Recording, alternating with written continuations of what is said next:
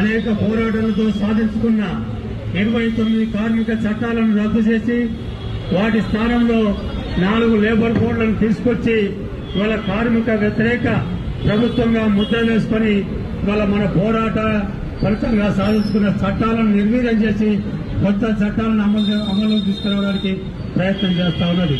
కార్మికులకే కాకుండా మరి విద్యుత్ సంస్కరణ బిల్లు రైతులకు వ్యతిరేకంగా, అట్లాగే విత్తన చట్టం బిల్లు, మరి అనేక చట్టాలు కార్మికులకు వ్యతిరేకం, అట్లాగే రైతులకు వ్యతిరేకం, కార్మిక వర్గానికి వ్యతిరేకం, మరియు జాతీయ ఉపాధి హామీ పథకాన్ని రద్దు చేసి ఇవాళ శ్రీరామ్ పేరుతో మరొక చట్టాన్ని అమలు చేయడానికి పూనుకోవడం, ఇవాళ అన్ని వర్గాల ప్రజలు అక్కస్తో ఇవాళ ఈ బంద్కు పిలుపివ్వడం జరిగింది. అదే కాకుండా ఇవాళ అనేక సంవత్సరాల పాటు అలీన విధానాలను తెస్తున్న భారతదేశ విధానానికి వ్యతిరేకంగా ఇవాళ అమెరికా ప్రభుత్వంతో మరి ఒడంబడిక చేసుకుని ఇవాళ భారతదేశాన్ని అమెరికన్ సామ్రాజ్యవాదం వైపు తీసుకెళ్లడానికి నరేంద్ర మోడీ ప్రయత్నం చేస్తా ఉంది.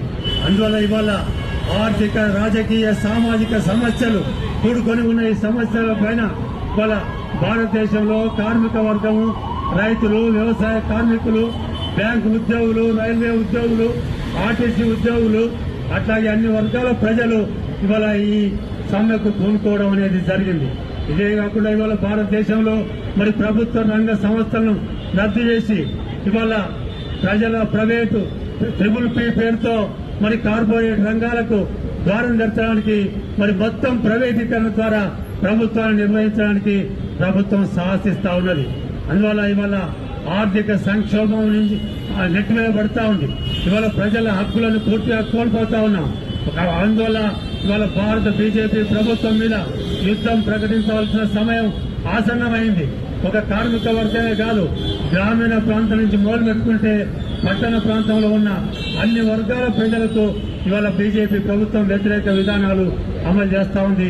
దానికి ఐక్యంగా ఇవాళ భారతదేశంలో మరి ప్రధానమైన మరి కార్మిక సంఘాలు, అట్లాగే రైతు సంఘం, వ్యవసాయ కార్మిక సంఘం, ప్రజా సంఘాలు, బ్యాంకు ఉద్యోగులు, రైల్వే ఉద్యోగులు, ఆర్టీసీ కార్మికులు, మరి ప్రైవేట్ రంగంలో పనిచేస్తున్న కార్మికులందరూ కూడా ఈ సమ్మెలో పాల్గొని ఇవాళ నిరసన తెలియజేస్తా ఉన్నారు.